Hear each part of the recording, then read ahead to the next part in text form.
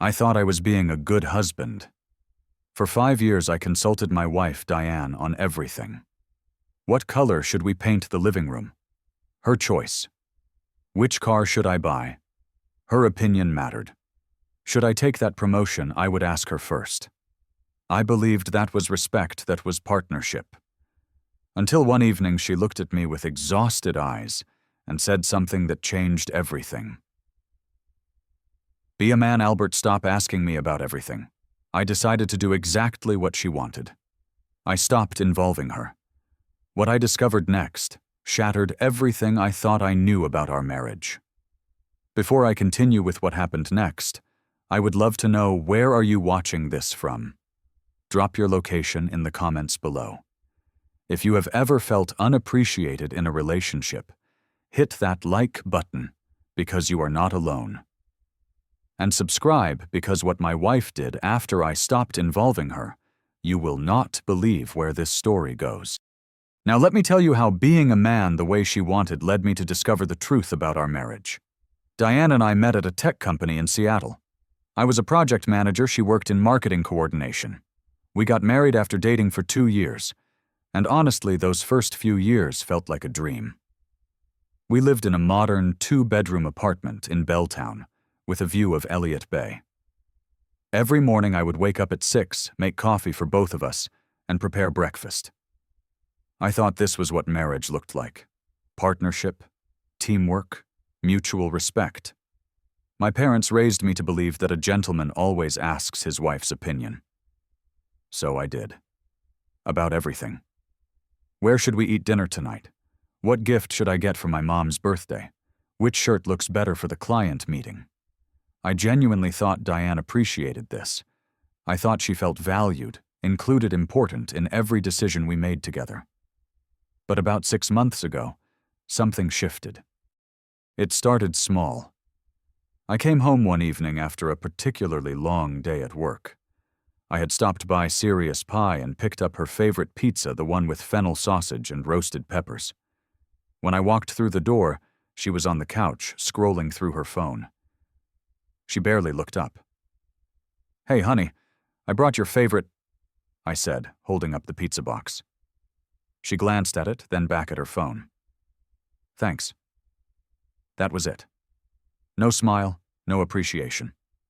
Just one word. I sat down next to her, trying to figure out what was wrong. "Did you have a rough day? Want to talk about it?" She sighed, a deep, frustrated sigh. "Not everything needs to be discussed, Albert." Her tone caught me off guard. It was cold, distant. I gave her space that night, thinking maybe she just needed time. But the distance did not go away. It grew. Over the next 3 months, Diane became increasingly critical. It was not just distance anymore. It was active frustration with me. The first time she said it in front of other people, we were having dinner with friends at Candless, this upscale restaurant overlooking Lake Union. 4 other couples, all of them, our friends from work and college. The conversation was light. Everyone was laughing. And then someone asked me about wine preferences. Before I could answer, Diane jumped in. "Albert cannot even choose a wine without asking me first. It is exhausting." The table went quiet for a second. Then someone laughed nervously, and the conversation moved on. But I felt my face burn. My throat went dry. I smiled, trying to act like it was a joke, but it was not funny. It was humiliating. On the drive home, the silence in the car was suffocating. I finally asked, "Did I do something wrong tonight?" She stared out the window, not turning to look at me. "You did not do anything. That is the problem." I did not understand what she meant, but I was too hurt to push further. The criticism continued.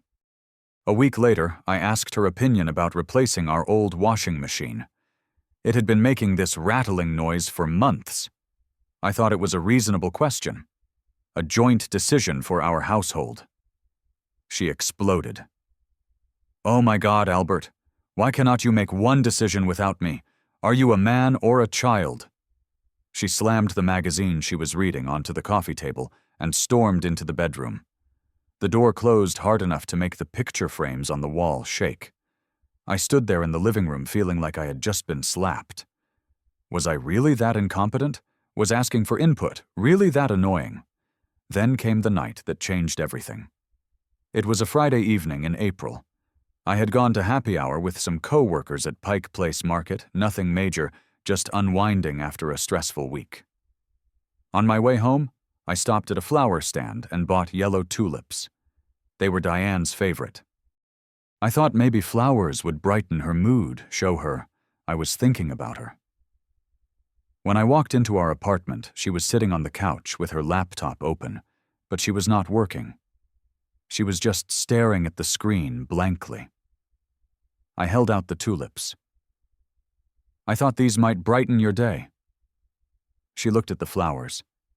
Then she looked at me. Her expression was not grateful. It was tired. Annoyed even. Albert, did you ask anyone before buying these? Or did you actually make a decision yourself for once? Her voice was dripping with sarcasm. I tried to explain. I just thought you would like them.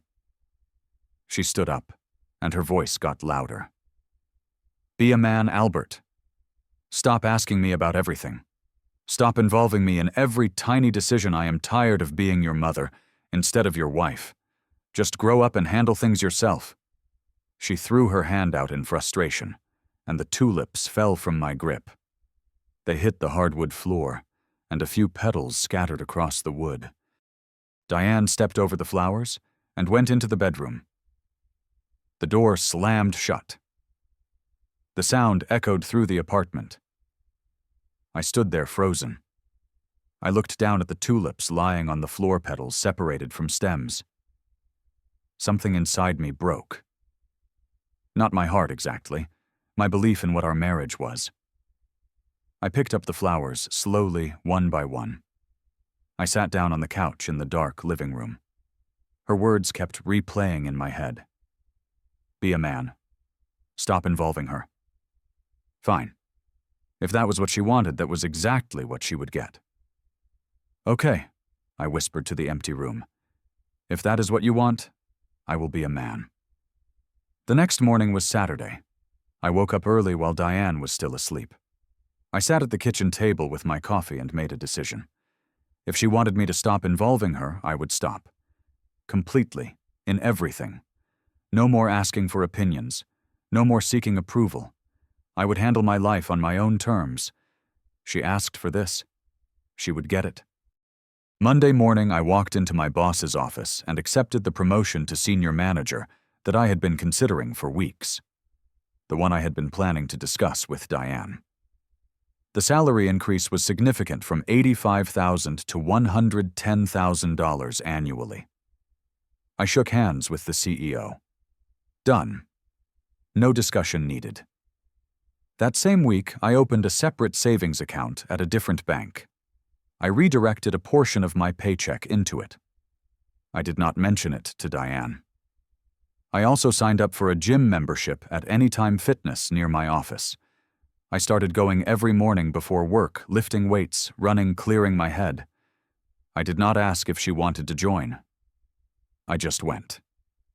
Then Marcus, my co-worker and closest friend, invited me on a weekend fishing trip to Lake Chillon with some guys from the office.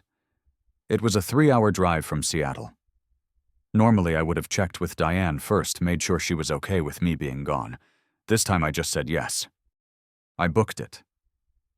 Thursday evening, I was packing my bag in the bedroom when Diane walked in. Where are you going?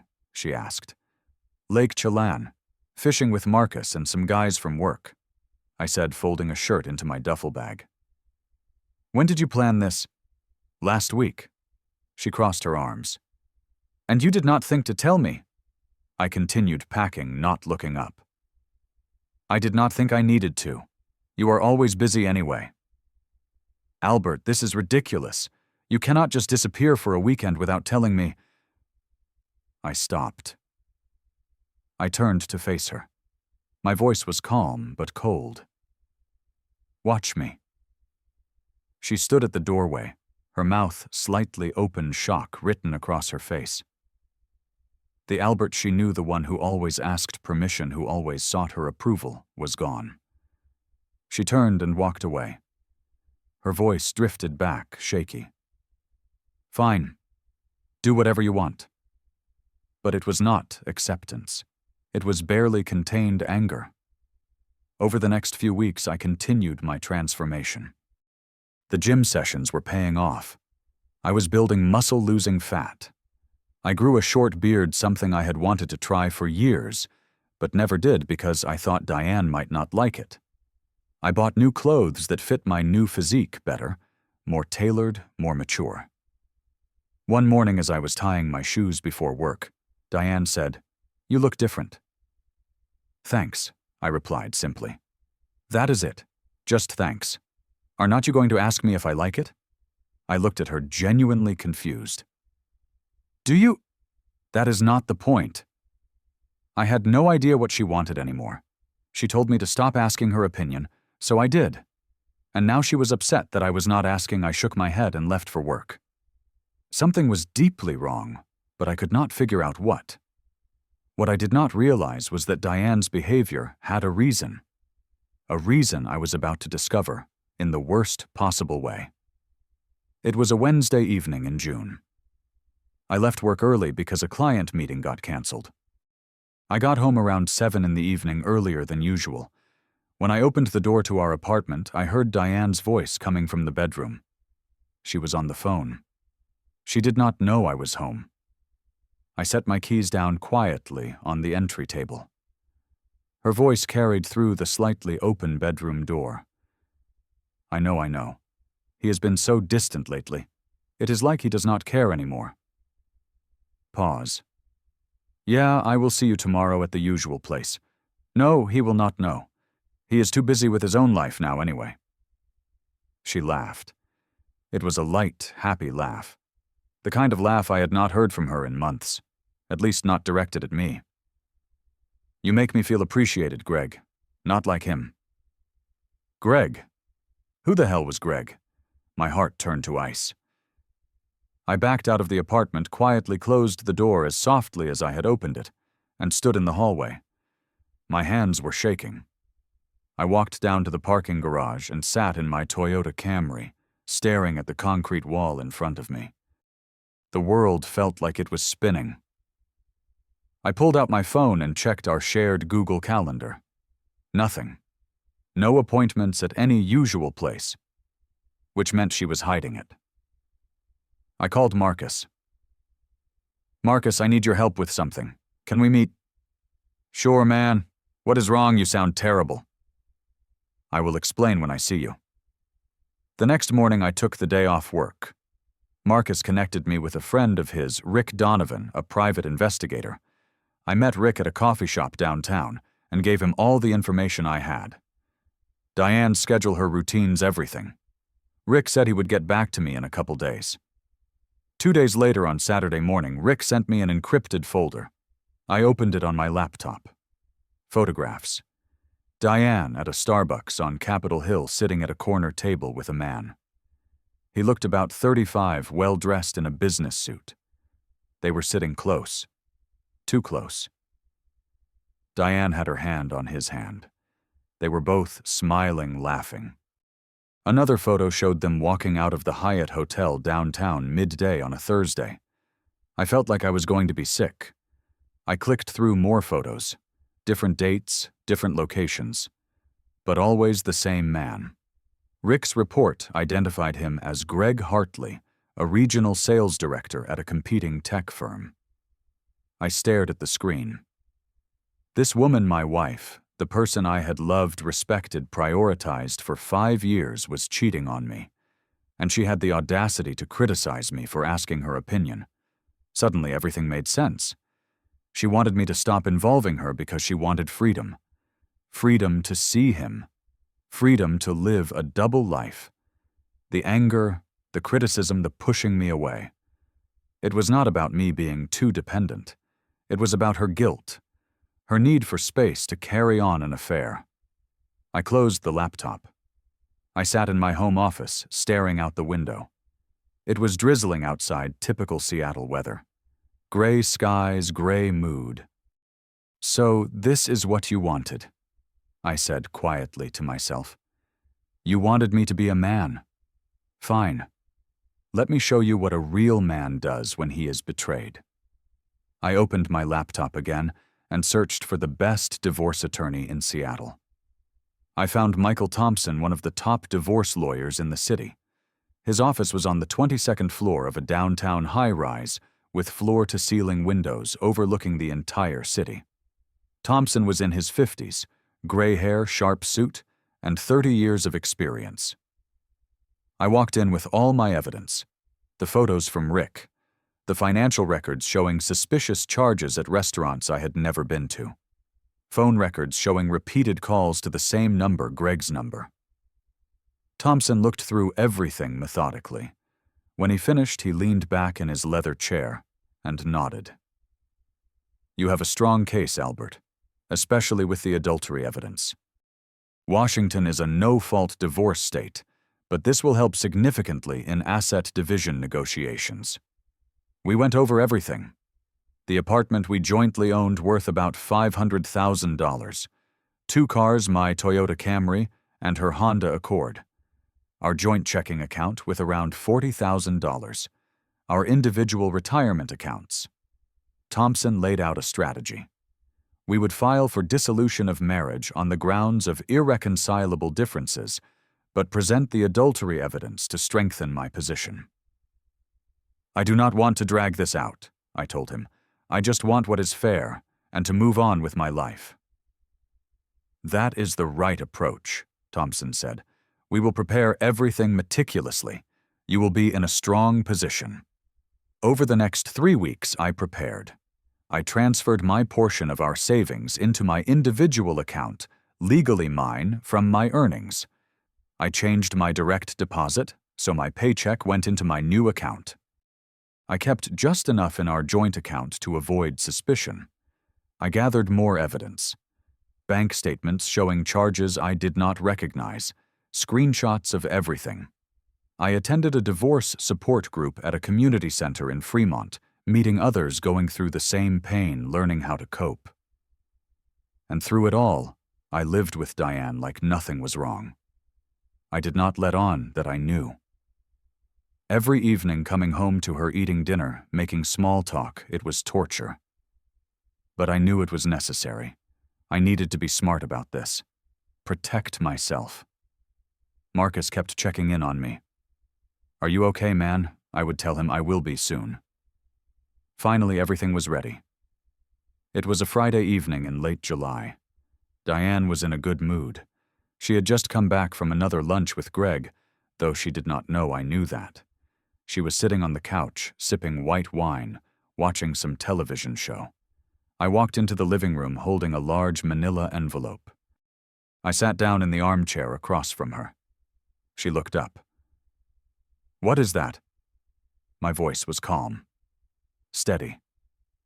"Something I should have done a while ago." I handed her the envelope. She set down her wine glass and opened it. She pulled out the stack of papers. The first page read in bold letters, "Petition for dissolution of marriage." Her face went pale. She flipped through the pages, her hands starting to shake. "What is this?" Her voice was barely a whisper. "It is exactly what it looks like, Diane. I am filing for divorce." She stood up, and the papers fell from her hands, scattering across the floor. "Albert, wait. We can talk about this. Whatever I did, I can explain." I cut her off, my voice colder than I had ever heard it. "Whatever you did." "You mean cheating on me with Greg Hartley for the past 3 months?" Her face went from pale to white. Complete shock. "How did you— I never—" I pulled out my phone, opened the folder Rick had sent me, and held it out to her. Photos of her and Greg. At Starbucks, at the hotel. She looked at the screen, and I watched the realization crash over her. She had been caught. "Albert, please, let me explain. It is not what you think." I stood up. There is nothing to explain. You told me to be a man, Diane. So I am. A real man does not stay where he is not valued. A real man does not let himself be disrespected. You wanted me to be independent? Congratulations. You got your wish. I walked toward the door. She ran after me, grabbing my arm. Where are you going? I pulled my arm away gently but firmly. I am staying at Marcus's place for now. My lawyer will contact you about asset division. You have 30 days to respond to the petition. I looked at her one last time.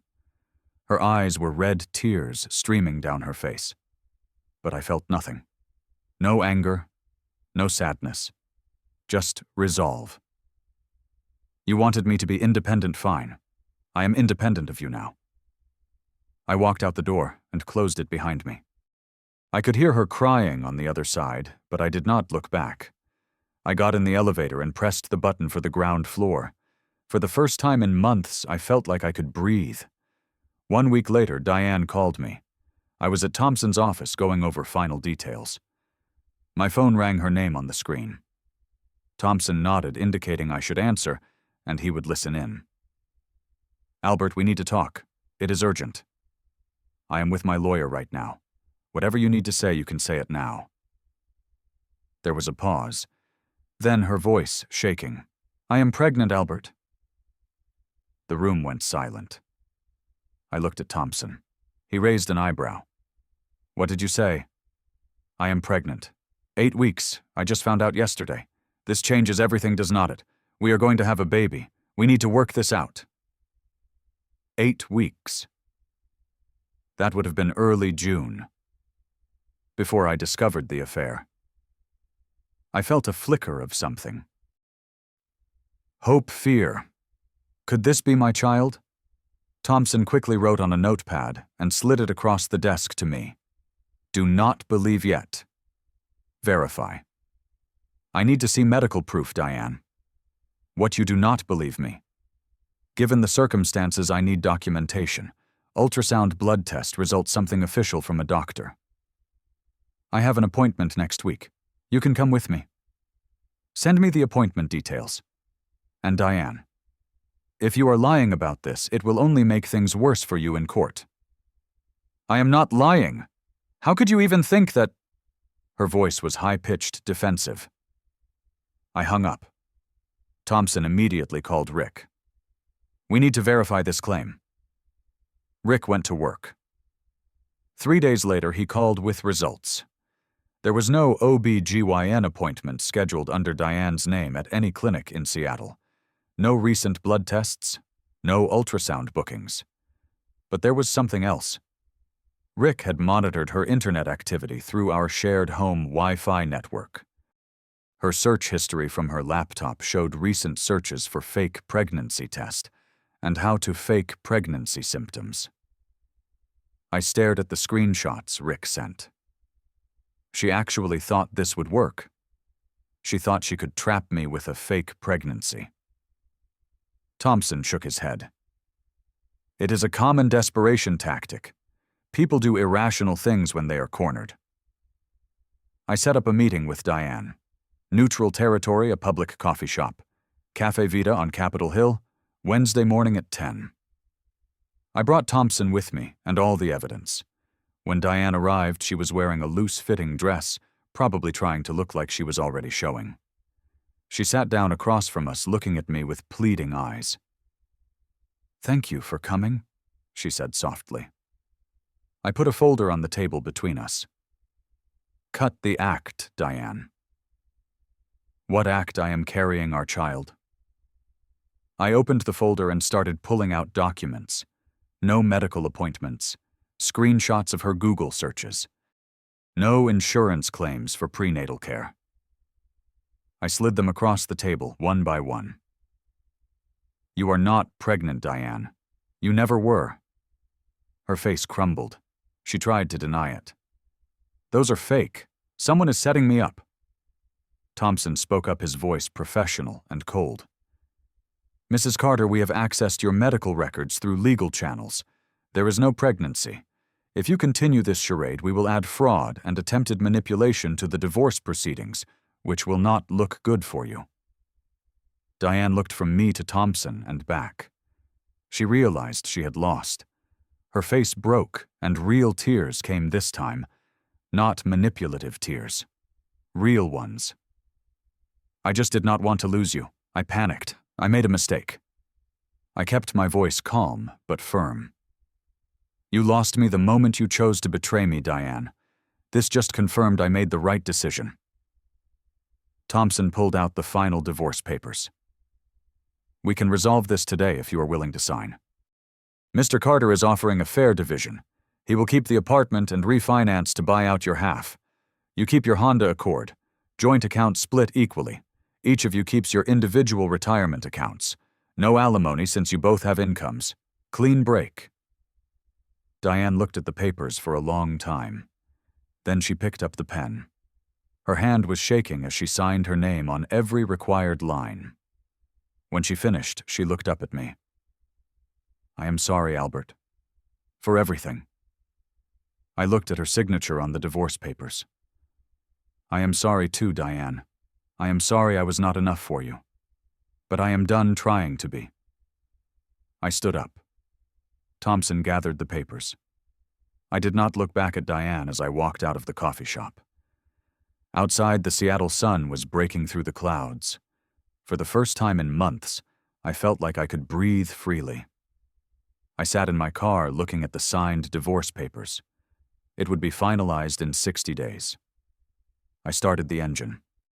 Being a man, I realized, means knowing when to walk away. The first month after filing for divorce was hard. I stayed with Marcus for 3 weeks in his small but cozy apartment in Belltown. We would sit on his balcony in the evenings, drinking beer, looking out over the city lights. He would ask, "How are you holding up?" I would tell him the truth. Some days are harder than others, but I know I did the right thing. The nights were the worst. I would lie awake, remembering the good times with Diane. When we first met, our wedding day, the trips we took together. But then I would remind myself that those memories were built on lies, at least partially. The woman I thought I married maybe never really existed. That was a hard truth to swallow. I threw myself into physical activity. Gym sessions increased from 3 days a week to 5. I started taking kickboxing classes to release the anger and pain. My body got stronger, leaner, more defined. I felt powerful in a way I had not felt in years.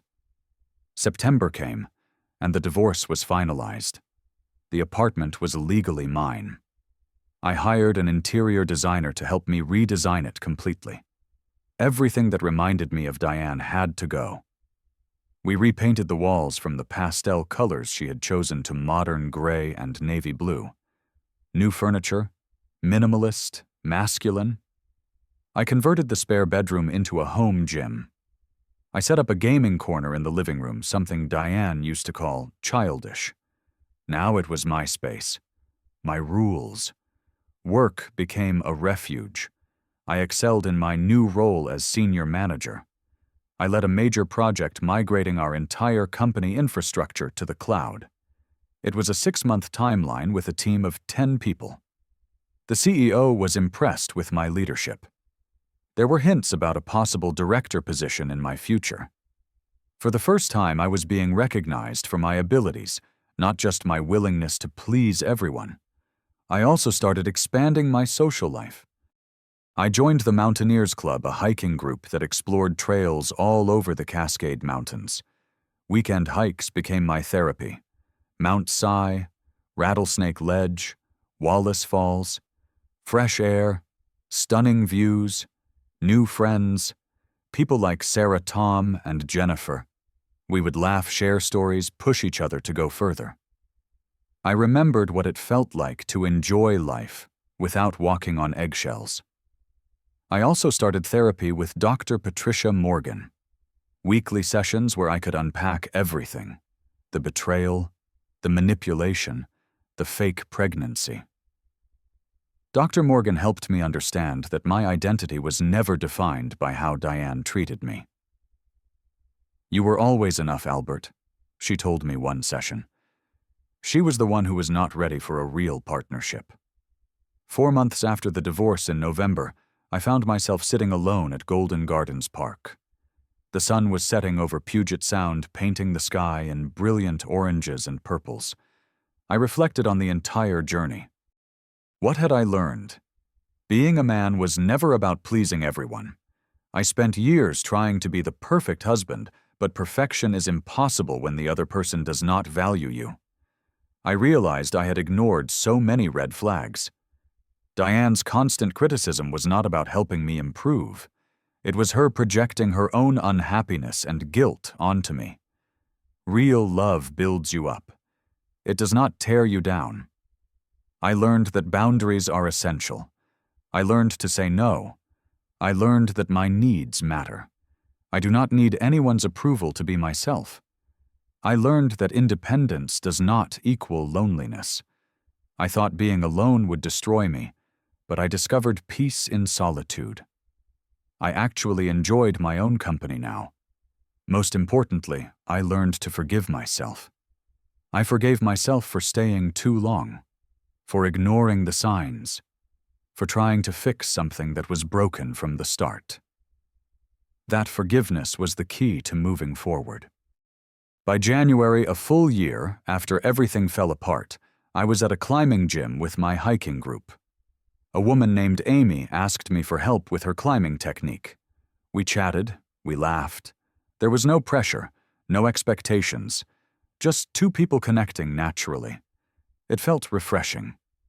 As I drove home that evening, the Seattle skyline illuminated against the dark sky. I thought briefly about Diane. I wondered if she was okay. But I did not feel anger anymore, just indifference. That chapter was closed.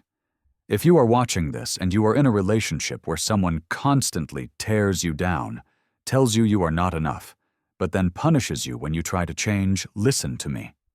That is not love. That is control. Being a man or being a woman is not about conforming to someone else's impossible standards. It is about knowing your worth. It is about having the strength to walk away from people who do not value you. Diane told me to be a man. So I did. I became a man who respects himself enough to not accept disrespect. I became a man who knows that being alone is better than being with someone who makes you feel lonely. The divorce papers she received were not just the end of our marriage. They were my declaration of independence, my statement that I matter. Sometimes losing someone is actually finding yourself. And that is not a tragedy. That is growth. I do not know what the future holds. Maybe I will meet someone who values partnership, not control. Maybe I will be happy on my own for a while. Either way, I am no longer afraid. Because the man I became after she left, he is someone I am actually proud to be.